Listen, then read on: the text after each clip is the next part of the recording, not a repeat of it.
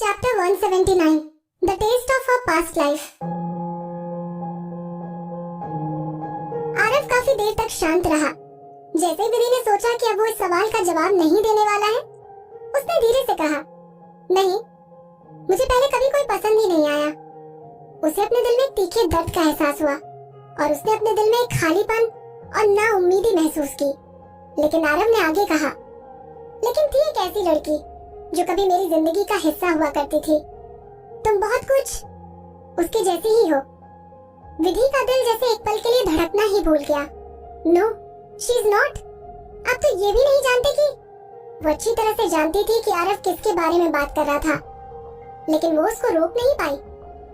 आरव, आप तो ये भी नहीं जानते कि इस वक्त वो लड़की ठीक आपके बगल में बैठी है, लेकिन फिर भी आप उसे सब्स्टिट्यूट समझकर बहुत क्रूरली और रूडली ट्रीट कर रहे हैं। विधि ने अपनी पिछली बात पूरी नहीं की, बोलकर खड़ी हो गई और बोली, मिस्टर कपूर, मुझे मेरी चीज लौटाने के लिए आपका बहुत शुक्रिया। अब मैं चलती हूँ। आरव ने उसके पलटते ही उसे पीछे से आवाज लगाई, विदुषी शर्मा। ना चाहते हुए भी एक बार तो उसके पांव वहीं पर रुक गए, लेकिन उसने वापस पलटकर नहीं देखा। ये पहली बार था जब उसके पुनर्जन्म के बाद आरव ने उसे इस तरह एड्रेस किया था। उसकी आवाज एकदम कर्कश और दर्द से भरी हुई थी और ऐसा लग रहा था जैसे वो बहुत तकलीफ से गुजर रहा था, लेकिन फिर भी वो पीछे मुड़कर नहीं देख सकती थी और वैसे भी उसमें वापस उस तरफ जाने की हिम्मत भी नहीं थी। उन दोनों के बीच का प्यार पहले ही मर चुका था। वो चुपचाप अपने अपार्टमेंट में लौट आई और फिर दिन हमेशा की तरह बीतने लगे। उस दिन के बाद से मोहित के साथ भी उसका रिश्ता थोड़ा नाजुक हो गया था। हर दिन वो दोनों एक साथ खाते थे, एक साथ चाय पीते थे और हमेशा की तरह एक साथ धूप भी सेकते थे। लेकिन अब मोहित उसे अपने गले से नहीं लगाता था। उसने तो उस सेंसिटिव टॉपिक को दोबारा उठाया भी नहीं था। वो ऐसे दिखा रहा था जैसे उसने कभी देखा ही नहीं था कि लिफ्ट में क्या हुआ था और जैसे कार में उन दोनों के बीच कभी लड़ाई भी नहीं हुई थी। अब वो अपनी फीलिंग्स को बहुत अच्छी तरह से कवर कर रहा था, लेकिन जब भी विधि ने उसे अनजाने में देखा तब पाया कि कभी-कभी मोहित की आंखें उसे एक बहुत सीरियस एक्सप्रेशन के साथ देख रही होती थी। विधि ये नहीं जानती थी कि मोहित क्या सोच रहा था। क्या सच में उसे कोई परवाह नहीं थी या फिर ये तूफान आने से पहले वाली शांति थी। वो हमेशा सोचती थी कि मोहित सूरज की किरणों से निकलती हुई रोशनी की तरह एकदम साफ था और उसमें गर्माहट भी थी, लेकिन आज उसने रियलाइज किया कि वो एक समंदर की तरह था जो ऊपर से शांत दिखाई देता रहा था, लेकिन अपने अंदर कुछ न कुछ छिपाए बैठा था, जो उसका अफेक्शन भी हो सकता था या फिर उसके गुस्से की एक खतरनाक लहर भी, जो किसी के भी टुकड़े टुकड़े कर सकती है। लेकिन आखिर में गलती तो उसी की थी। जब मोहित वहाँ नहीं था तब उसने उसकी पीठ के पीछे एक दूसरे आदमी को अपने गले से लगाया था। जब उसके बारे में सोचने और शांत होने के बाद विधि ने मोहित के बैकग्राउंड और रिसोर्सेज को कंसिडर करते हुए सोचा तो उसे रियलाइज हुआ कि वो पहले से ही विधि के लिए काफी पोलाइट था। उसने उसके साथ कोई ज्यादती नहीं की थी। इसके अलावा मोहित हमेशा से उसके लिए बहुत अच्छा था। वो उसके लिए इतना अच्छा था कि अब विधि को गिल्ट होने लगा था। जानबूझकर या फिर अनजाने में वो उससे बचने की कोशिश करने लगी थी। म्यूजिक कॉन्सर्ट के एक दिन पहले, ये बहुत लंबा समय था, वो ये सोचकर बहुत थ्रिल थी कि अब उसे अपार्टमेंट पे रहने और मोहित का सामना करने की जरूरत पड़ेगी। उसने अपने सभी सामान को सुबह सुबह बहुत पहले ही पैक कर लिया था और जाने के लिए तैयार हो गई थी। जैसे वो लिफ्ट के पास पहुंची तो उसने रियलाइज किया कि अपार्टमेंट का दरवाजा आधा खुला हुआ था। मोहित लिविंग रूम में चाय पी रहा था और तभी उसके पैरों के पास आलसियों की तरह पड़ा हुआ था। विदुषी, उसने आवाज लगाई, तुम कहाँ जा रही हो? म्यूजिक कॉन्सर्ट में, उसने बहुत धीरे से जवाब दिया। मोहित ने तुरंत कहा, इट्स स्टिल अर्ली। अगर मैं तुम्हें खाने के बाद वहाँ पर भेज दूँ तो कैसा रहेगा? विधि नहीं चाहती थी कि वो उसे वहाँ पर भेजे, इसलिए उसने कहा, इसकी कोई जरूरत नहीं है। मेरी स्टाइलिस्ट के साथ अपॉइंटमेंट है और इसमें काफी समय लगेगा। स्टाइलिस्ट? उसने तो उसे करीब से देखा। इसका मतलब तुम मेरे खरीदे हुए कपड़े नहीं पहन रही हो? उसने एकदम ऑर्डिनरी कपड़े ही पहने थे। थोड़े समय पहले ही मोहित ने उसके लिए जो high end ready to wear कपड़ों की पूरी अलमारी खरीद ली थी, वो उन कपड़ों को पहनने के लिए तैयार नहीं थी।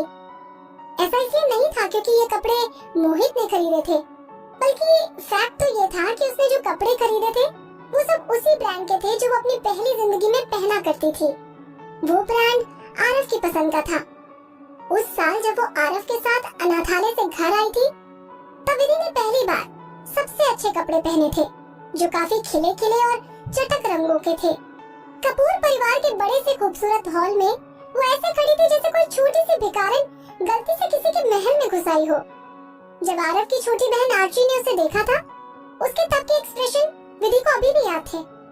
वो उसे देखकर शॉक हो गई थी और उसकी आंखों से साफ झलक रहा था कि वो विधि को बिल्कुल भी पसंद नहीं करती थी।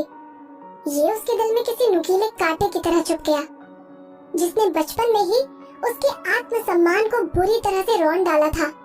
बाद में आरव ने खुद से उसके लिए कपड़े चुने और उसे तैयार करने के लिए मखमली सफेद पाउडर का इस्तेमाल किया, ताकि उसके परिवार वाले भी उसे पसंद कर लें।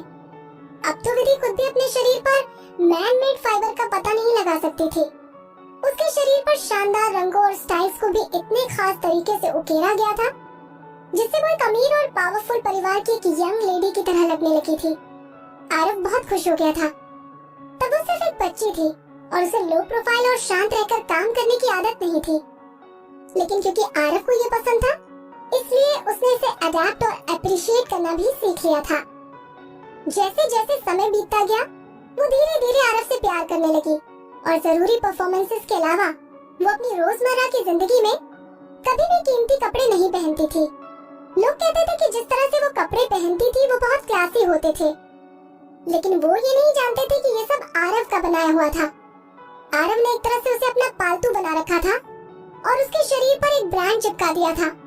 अब तक विधि को उसकी परछाई से छुटकारा पाने के लिए, उसके इन्फ्लुएंस को रेजिस्ट करने के लिए बहुत स्ट्रगल करना पड़ा था। मोहित ने पूछा, तुमने तो पहले कहा था कि ये कपड़े तुम्हें सचमुच में बहुत पसंद है, तो फिर तुम उन्हें क्यों नहीं पहनती हो? उसे समझ नहीं आ रहा था कि उसे क्या जवाब देना चाहिए। मोहित उठकर खड़ा हो गया और उसकी तरफ आगे बढ़ा। तुम उन्हें पहनने से एकदम परफेक्ट दिखोगी। उन्हें पहनकर तुम जैसी दिखती हो वो मुझे बहुत पसंद है। विदुषी, अगर तुम इन कपड़ों को पहनकर आज रात के म्यूजिक कंसर्ट में भाग लोगी तो मुझे सचमुच में बहुत खुशी होगी। उसने शायद ही कभी उससे कुछ भी करने के लिए रिक्वेस्ट की थी, इसलिए उसकी ये रिक्वेस्ट एकदम अनएक्सपेक्टेड लगी। मोहित आरव नहीं था जो उसके लिए खुद हर एक चीज तैयार करेगा। आमतौर पर वो उससे उसके कपड़े या हेयर स्टाइल के बारे में कभी नहीं पूछता था और उसे हमेशा इस तरह से कपड़े पहनाता था जो उसे पसंद था। मोहित ने उसकी जिंदगी में शायद ही कभी इंटरफियर किया होगा, लेकिन आज ये पहली बार हुआ था। शायद विधि ने उसे देखा और चुपचाप उसके बारे में सोचा। शायद काफी लंबे समय से उन्होंने बातचीत नहीं की थी, इसीलिए आज वो अपने असली रंग दिखा रहा था। इस तरह से सोचने से वो एक अनजानी डर से कांप उठी, ये देखते हुए कि वो उसके करीब और करीब आता जा रहा था। विधि 2 कदम पीछे हट गई। मोहित की आंखों में उदासी छा गई और वो पल भर के लिए वहीं रुक गया। फिर उसने धीरे धीरे उसकी तरफ चलना शुरू किया और तब तक चलता रहा जब तक विधि सीढ़ियों के किनारे सेफ पैसेज पर ना पहुंच गई। विधि को इसका अंदाजा ही नहीं था, इसलिए एक कदम उठाते ही वो गिरने को हुई। मोहित ने बिना मौका गवाए उसे जल्दी से पकड़ लिया और उसे अपनी बाहों में भर लिया। मुझे जाने दो, विधि ने उसकी इस हरकत के रिफ्लेक्स में तुरंत कहा। मोहित ने उसे जाने नहीं दिया। विदुषी, उसने अपना सर झुकाया और अपनी भूरी आंखों से उसे देखते हुए कहा, तुम मुझे अवॉइड क्यों कर रही हो? मैंने जो कपड़े तुम्हारे लिए खरीदे हैं, तुम उन्हें क्यों नहीं पहन रही हो? क्या मेरी ये रिक्वेस्ट पूरी करना तुम्हारे लिए इतना मुश्किल है? विधि ने अपने सर को दूसरी तरफ मोड़ लिया ताकि उसकी नजरें मोहित की नजरों से ना मिल सके, क्योंकि वो इस मुद्दे पर कोई बहस नहीं करना चाहती थी। आखिर में वो उसे ये बात कैसे समझा सकती थी? क्या उसे मोहित को ये बता देना चाहिए था कि उसने उसके लिए जो कपड़े खरीदे हैं वो सब उसकी पिछली जिंदगी के लवर के पसंद के थे? नहीं, लवर नहीं। अब तो चीजें कुछ ऐसी सिचुएशन में आगे बढ़ गई हैं जिस वजह से उसे तो ये भी नहीं पता कि आरव के साथ उसका रिश्ता क्या था। ये बहुत कंफ्यूजिंग था और वैसे भी वो लोग लवर्स कहलाने के लायक थे भी नहीं। उसका दिल बहुत दुखी और खट्टा हो गया था, लेकिन मोहित ने उसके चेहरे को अपने करीब खींच लिया और पूछा, तुम क्या सोच रही हो? आजकल तुम बहुत अजीब सी होती जा रही हो। विदुषी, मैंने तुमको पहले भी कहा था कि मैं तुम्हारी हर तरह से मदद कर सकता हूँ। प्लीज अपने दिल पर इतना बोझ मत डालो, मत सहो इतना दर्द। ऐसी कोई बात नहीं है, विधि ने बहुत धीरे से कहा और उसे धक्का देकर अपने से दूर करने के लिए उसने अपनी सारी एनर्जी का इस्तेमाल किया। मोहित की बाहें चट्टानों की तरह सख्त थी, इसीलिए वो जरा सा भी नहीं हिली। तो फिर मुझे बताओ कि मैंने तुम्हारे लिए जो कपड़े खरीदे हैं तुम वो क्यों नहीं पहनती हो? जब से मैं वापस आया हूँ मैंने देखा कि तुमने उन्हें एक बार भी नहीं पहना है। जिस तरह से उसने उससे ये सवाल पूछा था उसने उसे चिंता में डाल दिया। उसने कहा, मोहित प्लीज पहले मुझे जाने दो। मोहित भी कहाँ मानने वाला था। उसने कहा, ना पहले मुझे जवाब दो। उसकी भूरी आंखें विधि की तरफ ही देख रही थी। विधि ने काफी हिचकिचाहट के साथ कहा, बस ना जाने क्यों अब अचानक वो स्टाइल मुझे पसंद नहीं आता। मोहित ने कहा, तुम झूठ बोल रही हो। विधि ने नीचे देखते हुए कहा, नहीं मैं नहीं। मोहित ने फॉर्मली कहा, यस यू आर।